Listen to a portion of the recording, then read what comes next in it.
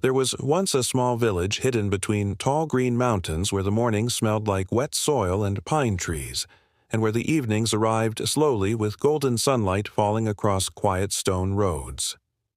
In that village lived a young man named Marco who was 24 years old and carried inside him a kind of exhaustion that nobody else could fully see.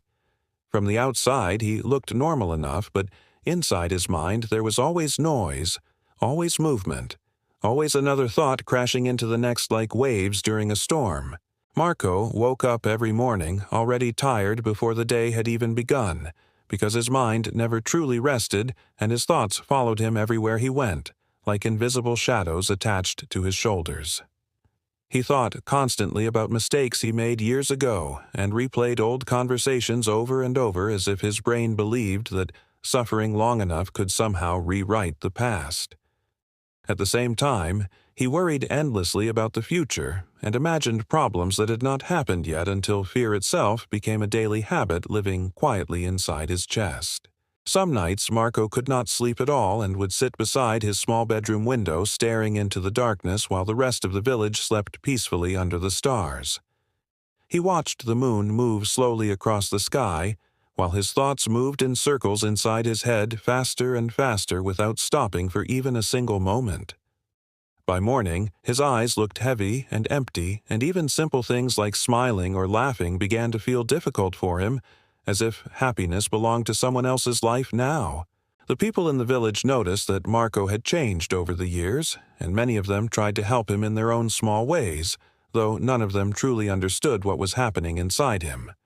Some villagers told him he simply needed more rest, while others advised him to work harder so his mind would stay busy enough to stop thinking so much. But no matter what advice he followed, the storm inside him always returned, and every quiet moment became another opportunity for his thoughts to attack him again. One cold evening, Marco sat alone outside a small bakery near the edge of the village while rain tapped softly against the wooden roof above him, and travelers rested nearby after long journeys through the mountains. Among those travelers was an old woman with silver hair and kind eyes who noticed the sadness sitting heavily on Marco's face, even though he tried to hide it from everyone around him. After watching him quietly for several minutes, she finally leaned closer and asked him softly what burden he was carrying that made such a young man look so tired. At first, Marco hesitated because he had grown used to hiding his thoughts from other people and pretending that everything inside him was normal, even when it clearly was not. But something about the old woman's calm voice made him feel safe enough to speak honestly for the first time in a long while. So he told her everything about the endless thoughts, the fear of the future, the regrets from the past, and the strange emptiness that followed him every day no matter where he went. The old woman listened carefully without interrupting him even once, and when Marco finally finished speaking, she remained silent for a few moments while rain continued falling outside the bakery. Then she told him about a distant village hidden deep in the hills where an old man lived alone near the forest beside a flowing river. People said that long ago he had been one of the most respected psychologists in the city, and had spent his life helping people understand their minds before leaving everything behind to live close to nature in silence and peace. According to the woman, many people traveled long distances just to sit with the old man for a single afternoon, because his words carried a strange kind of calmness that stayed with people long after they returned home. Some visitors arrived broken by grief, while others came consumed by fear or anger or confusion, and many of them left changed in ways they could not fully explain. The old woman looked directly into Marco's eyes and quietly said that perhaps the thing he was searching for could not be found inside books or advice from ordinary people, because peace often reveals itself only when a person becomes willing to truly listen. That night, Marco could not stop thinking about the old man living quietly in the hills, surrounded by trees and silence, while the world continued rushing endlessly outside his small village. For the first time in months, his thoughts were not only filled with fear but also with a small, fragile feeling that almost resembled hope. Before sunrise the next morning, Marco packed a small bag with clothes, bread, water, and a blanket, and decided that he would begin the journey immediately because staying where he was no longer felt possible. The road leading toward the hills stretched through forests, narrow mountain paths, and quiet riverside villages where strangers passed by carrying wood, baskets of fruit, and stories from distant places Marco had never seen before. During the first days of the journey, his mind remained restless exactly as it had always been, and even while walking through beautiful landscapes, he continued replaying old worries inside his head. But slowly, something strange began happening. Because the farther he traveled from his ordinary life, the quieter certain thoughts became, as if distance itself was loosening their grip on him little by little. At night, Marco slept beneath the stars or inside small inns where travelers shared meals beside warm fires, while rain and wind moved outside in darkness beyond the windows. He listened to old merchants talk about life and heard farmers laugh about simple things that once would have seemed unimportant to him. Somewhere during those nights, Marco realized how long it had been since he truly listened to another human being without being trapped inside his own thoughts at the same time. After many exhausting days, Marco finally reached the village hidden among the hills where the old man was said to live, and immediately he noticed something different about the place. The village itself felt unusually calm, as if time moved slower there than anywhere else in the world, and even the people walking through the narrow roads seemed peaceful in a way Marco could not explain. There were no loud arguments, no rushing footsteps, no tension hanging in the air like in the crowded places he knew from his own life. Near the edge of the village stood a small wooden house covered with climbing plants and surrounded by flowers growing wildly beneath the afternoon sunlight. Beside the house, an old man sat quietly on a chair made from dark wood, while birds rested peacefully near his feet without fear. His eyes were closed and his breathing looked slow and steady, and there was something about his presence that immediately made Marco lower his voice without even thinking about it. Marco approached carefully, and after standing silently for a moment, he finally spoke in a soft, trembling voice, asking if the old man was the wise teacher people traveled so far to meet. The old man opened his eyes slowly and looked at Marco, not with judgment or curiosity, but with complete calmness, as though he already understood the pain sitting inside the young man's heart. Then he smiled gently and invited Marco to sit beside him, beneath the shade of the trees where sunlight moved softly through the leaves above them. For several minutes, neither of them spoke, and at first the silence made Marco uncomfortable because he was so used to filling every quiet moment with thoughts and worries. But strangely, this silence felt different from the lonely silence he experienced at home, because this one felt peaceful rather than empty. Eventually, Marco told the old man everything about his restless mind and the constant exhaustion created by endless thinking and fear, until his voice became heavy with emotion he had hidden for years. The old man listened patiently without interrupting even once, and when Marco finally stopped speaking, the old man simply nodded, as if none of what he heard surprised him. Then he quietly asked Marco a question that seemed almost too simple to matter, asking him when was the last time he had experienced a moment without thinking about the past or worrying about the future. Marco opened his mouth to answer, but suddenly realized he could not remember such a moment at all. The old man stood slowly from his chair and motioned for Marco to follow him toward the small garden behind the house where vegetables, flowers, and herbs grew beside a narrow stone path. In the center of the garden sat a wooden table holding a clear glass pitcher filled with water that reflected sunlight like silver. The old man carefully filled a small glass to the very top until the water trembled dangerously close to spilling over the edge. Then he handed the glass to Marco and told him he had a simple task to complete before they continued talking further. He instructed Marco to walk from the house to the far edge of the village and then return again while carrying the completely full glass of water without spilling even a single drop. Marco looked confused because the task seemed meaningless at first, but he respected the old man enough not to argue and accepted the glass carefully with both hands. The road through the village was crowded with people buying food, children running between houses, merchants shouting prices, dogs barking loudly, and carts rolling across uneven stone roads while dust moved through the warm afternoon air. Normally, Marco's attention would have jumped constantly between all those sounds and movements while his thoughts raced endlessly inside his head. But now, his entire focus remained fixed on the trembling water inside the glass because even one careless movement could make it spill. Step by step, Marco walked slowly through the village while carefully balancing the glass and paying attention to every movement of his body as if nothing else in the world existed anymore. He noticed the pressure of his feet touching the ground, and the feeling of air against his skin, and the exact rhythm of his breathing in a way he had never experienced before. For the first time in years, his mind was not drowning in thoughts about yesterday or tomorrow, because all his attention existed completely inside the present moment.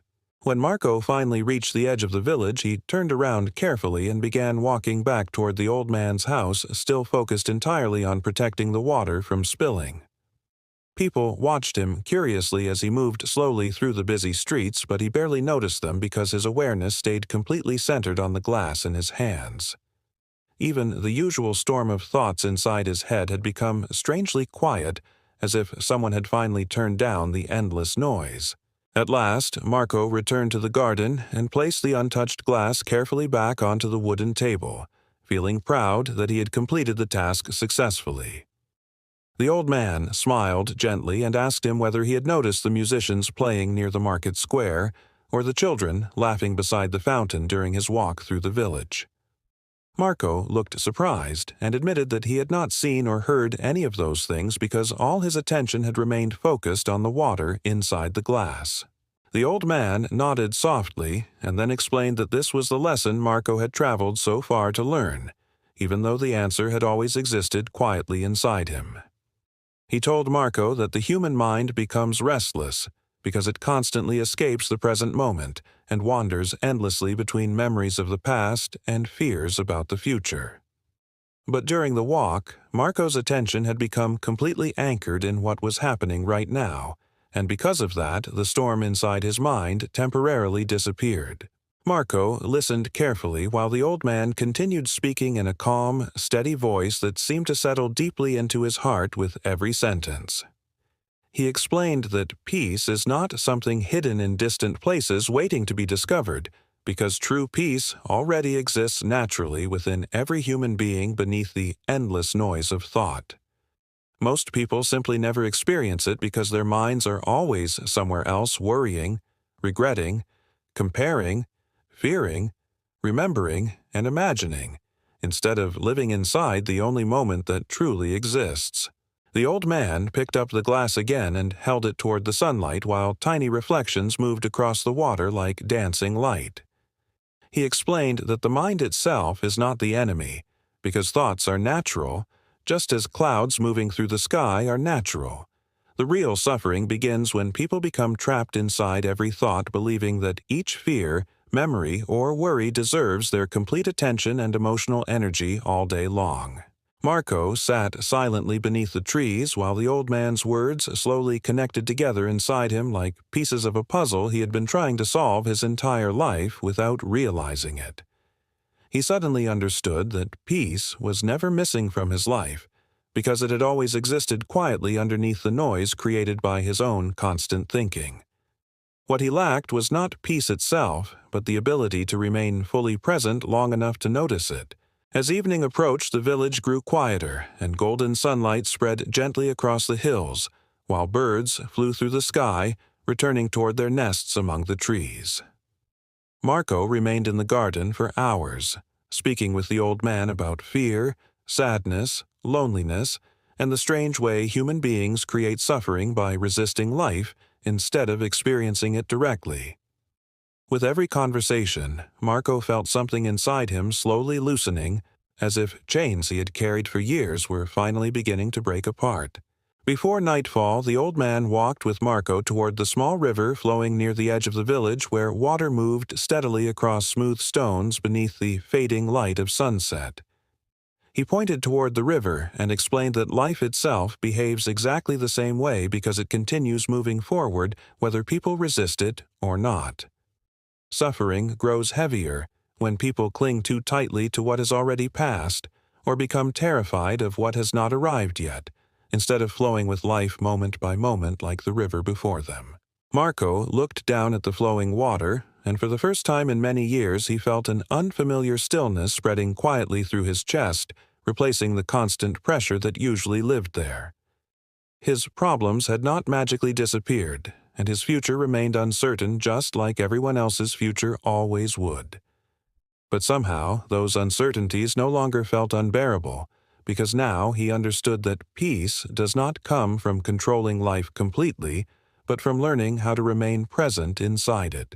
That night, Marco slept inside the old man's small house beside an open window, where cool mountain air moved gently through the room, carrying the scent of trees and rain-soaked earth.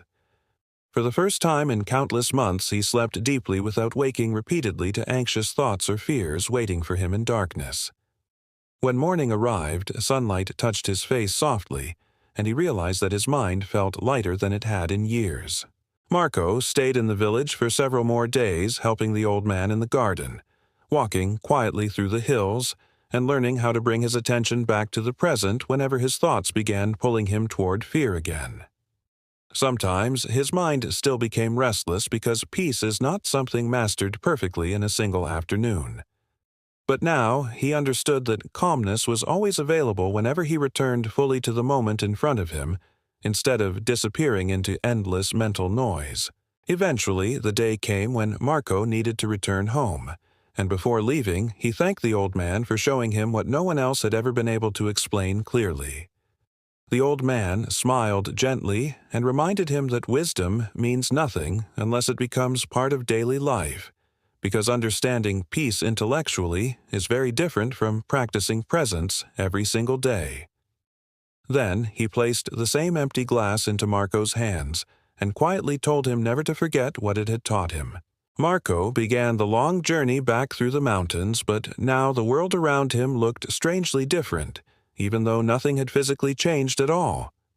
He noticed the sound of wind moving through trees and the warmth of sunlight against his skin, and the rhythm of his footsteps touching the earth beneath him.